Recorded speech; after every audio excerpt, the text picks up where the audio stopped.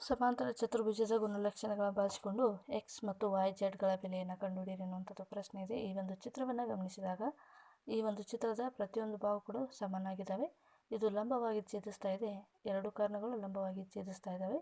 ಇದು 90 ಡಿಗ್ರಿ ಆಗಿದೆ. ಹಾಗಾದರೆ ಎಕ್ಸ್ = 90 ಡಿಗ್ರಿ ಆದರೆ ಇದು ಎ ಬಿ ಒಂದು ತ್ರಿಭುಜ ಅಂತಾದರೆ ತ್ರಿಭುಜದ ಒಳಕೋನಗಳ ಮೊತ್ತ ಏನಾಗಿರುತ್ತೆ 180 ಡಿಗ್ರಿಗೆ ಸಮಾನವಾಗಿರ್ತದೆ. ಒಂದು ಆ್ಯಂಗಲನ್ನು ಕೊಟ್ಟಿದ್ದಾರೆ 30 ಡಿಗ್ರಿ ಅಂತ. 180 ಡಿಗ್ರಿ. ಇವಾಗ ನಮಗೆ ಎಕ್ಸ್ ಬೆಲೆ ಗೊತ್ತಿದೆ 90, ವೈ ಬೆಲೆಯನ್ನು ಕಂಡುಹಿಡಿಯಬೇಕಾಗಿದೆ. 90 + 30 ಎರಡನ್ನು ಕೂಡಿದಾಗ 120 ಆಗುತ್ತೆ. y = 180 - 120. ಸೊ y = ನಮಗೆ ಸಿಗುವಂಥ ಆನ್ಸರು 60 ಆಗಿದೆ.